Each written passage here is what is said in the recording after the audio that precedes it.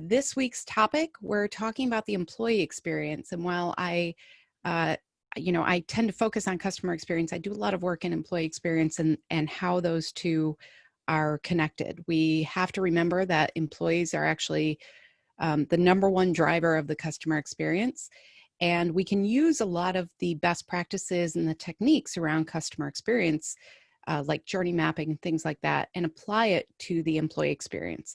They're not exactly the same, but a lot of the principles and the ideas are there. And a lot of the interactions that I'm having lately are about the employee experience. So we are hearing from clients, from people all over who are telling us that they are all of a sudden in this role where they really have to understand their employee experience in a new and better way. And so because that was so top of mind with some of the work we're doing and other things, that's what I wrote about in the blog this week, and that's what this webinar is about. So glad to see you all there. Thank you for letting us know how you hear about us. And if you ever want to share this with other people, of course, you are welcome to do that. The more the merrier here. This is all about helping you and doing what we can to really look towards that future that we're in, but also kind of live in today's reality and respond to the questions that you have. So thank you again for being here. It really means a lot to us. And for those of you who don't know me, I think we have a few newcomers here. I am Jeannie Walters. I've been doing customer experience work for about 20 years. I started this company in 2008 and have been working with clients of all sorts for that whole time. And the mission of my company is to create fewer ruined days for customers.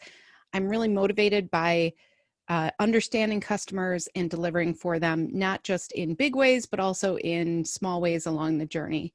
And so if you want to reach out, we have all these different ways that you can join us. And part of that is you can reach out to me on LinkedIn. I write articles there. Feel free to follow or connect with me. I'm happy to connect.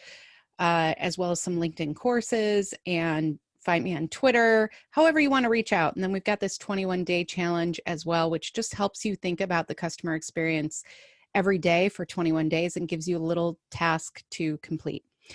We've gotten some really nice feedback on that recently, and I always appreciate hearing from people who are involved with that too. So if you've participated in the 21-day challenge, if you have any feedback, if you want to share your experience here, please feel free to do that.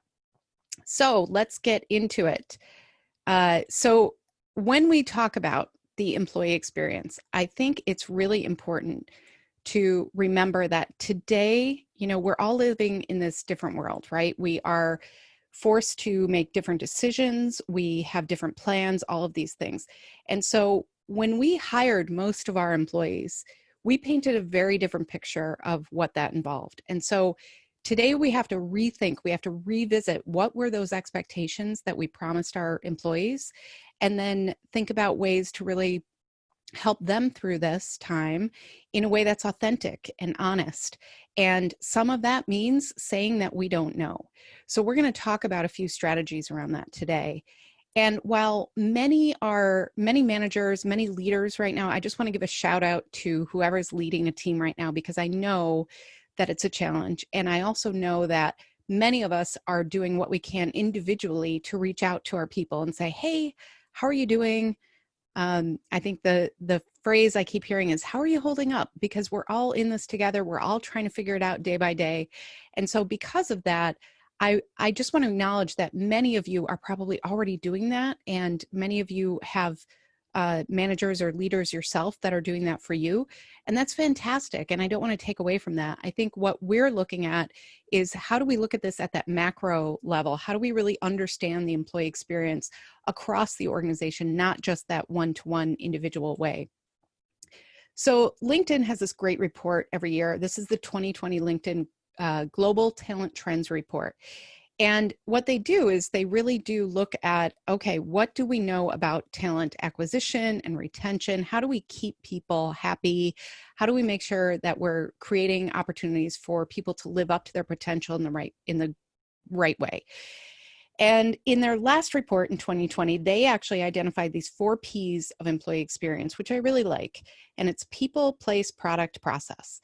Now, obviously, there are some iterations here, because when we think about place, that might be a different thing than it was a few weeks ago, even, because we might have promised them a really beautiful workspace with the, artisan coffee and the happy hours and all of those things. And all of a sudden we can't do that anymore because people are working remotely and distributed. And so I think, when we look at these, they make perfect sense for the context that they were in. And they still do. We just have to rethink them a little bit. But these are the things we need to look at when we're considering the employee experience, according to this report, which I thought was great. I added a fifth P here, and that's because when I do the work I do, a lot of what we rely on is both feedback through surveys and things like that from employees, but also I do a lot of employee interviewing. And I have seen a pattern where the most fulfilled people, the most engaged employees, they are really about the purpose. They understand the overall purpose of the organization. They understand their role very well and the purpose of their role and their contribution to it. And they understand the purpose of the customer experience. So we really need to look at this as how can we set those expectations around what these 5 Ps now, and how can we make sure that we're checking in the right way to make sure our employees are engaged in these ways and that they understand their role, not just for today, but for as long-term as we can offer. So let's talk about these things that I identified as, this is how we need to look at the employee experience today. This is how we can revise for today's experience, today's time. The first one, we need to get real about promises. We're going to talk about ways to do that. Second one, we need to streamline the feedback that we're gathering from employees. It's very tempting to just shut it down right now. I have some ideas on ways that you can do this together, what's important for today. 3, we need to provide more moments around the water cooler. That's the proverbial idea that, you might go to the water cooler at the same time and share about your weekend, or you might share about your kid's soccer game, or things that are outside of work, outside of your roles. And it builds those social relationships, which can be really important to get things done and to collaborate. So we need to allow for moments like that, even if we're working remotely, but we need to also consider it as an optional thing, or consider the different ways to do it so we're not mandating that social interaction. 4, we need to identify today's journey for employees, not the one from last year or last month in some cases. And 5, we really need to look at new employee segments. And this is the one that I think that we really need to spend some time on, because it's a whole new ballgame right now. So the first thing that I want you to think about is getting real about your promises, because we have to walk this tightrope in many cases right now where we can't predict 6 months from now. We can't predict exactly when we'll be able to open up our workspace or when things will get back to normal, right? We cannot predict that. So we need to, instead of kind of painting a rosier picture, we need to make sure that we are living authentically on behalf of our employees. So what that means is, instead of just looking at, okay, well, we can't promise anything, so we're not going to promise one thing, think about what you can promise. And sometimes that's as simple and straightforward as, here's how you'll hear from us. Here is how often you'll hear from us. Let's make sure that every Friday you get an update from leadership. Here's what it will include. Here, we're going to be honest if we don't know something. We're going to be honest about what we do know. And if we can make those simple promises moving forward, then we can show our employees that we're still living up to those promises, even though maybe the ones that we made January 1st, we had to revisit those. We had to revise those promises. And they understand that if we're being very honest and communicating often. So look for ways that you can actually make a promise that you can keep authentically and honestly with your employees. We also want to streamline that employee feedback. I have worked with a lot of organizations that have really robust employee feedback programs. So maybe they have an annual survey and it's really robust about your manager and your department and your role and everything else. Maybe they have monthly check-ins with a department where they say, did you feel like you got what you needed in order to get your work done? How can we be more productive or efficient? anything around that, learning surveys around what can we offer that you need right now in order to do your job better from a learning perspective. We really do have some great programs out there where we are checking in with employees on a regular basis. Some of that is around their career development. We ask them, where do you want to be in 5 years? How can we help you get there? What sort of conferences do you want to attend in order to develop your skills? Now, those are all great questions and great initiatives. I would encourage you today to think about what's realistic for your employees. What do you need to know now? And that's because if you ask them, just like always, hey, where do you want to be in 5 years? And the world has changed, and their world has changed, and your whole organization has changed, that might feel a little inauthentic. So what I would encourage you to do is think about what is the context you can provide to gather that feedback in the right way. And maybe it's revisiting it to the point where you say, you know what, we need to know right now, what can we do to make remote working easier? What can we do to help you plan for next month? What can we do to consolidate some of the tools that you have to make working from home easier? We need to give them context of, you know what, we are looking out for you right now. We know it's different, and we're going to provide different ways for you to provide that feedback to us so we can react and we can make your job easier, and we can help you paint the picture for your future right now. And if we go back to the status quo, it can feel just like not really honest about, where am I going to be in 5 years? Very good question. I think we have to really look at what is the feedback that we need and provide that context for our employees as well. And then this water cooler idea, we have these water cooler moments at work, and anybody who's had a job can probably look back and think about a friendship that developed through that job. And those friendships can be really valuable and meaningful, not just in the context of your life, but also in the context of work. The more that we have trusted relationships with our colleagues, then that helps us trust them when we're working on a project together, and we give them the benefit of the doubt. And so what I have seen lately is a lot of organizations are trying to replicate that idea by doing team happy hours or team coffees on Zoom. That's all great. That's a great idea. But I would also caution you to make those mandatory, because I know myself, I've had days where I've had, Zoom meeting after Zoom meeting after Zoom meeting, and I'm counting down sometimes to that 5 o'clock where I can go walk the dog for an hour, clear my head, and have a little bit of self-care that puts me in a better state of mind for the next day. And so I think that there are ways that we can do this where we don't make everything mandatory for our teams, and we really provide them with the grace that if they want to show up, we're here, we're going to make it happen. If not, it's okay. And I'm seeing this in education, actually, where a lot of teachers are saying, hey, here are my office hours. Feel free to drop by or not. Feel free to chat with each other. I'll hang out on Zoom for an hour. Whoever wants to stop by can stop by. And instead of feeling like it's an obligation, it's an opportunity. And I think we need to really focus on that moving forward, because we all work differently now. I'm mostly an extrovert, but I still need that time to myself in order to really be the most productive person I can be. And so I'm finding that if we can create asynchronous ways to have those water cooler moments, that can be just as effective. So a lot of organizations use Slack for communication.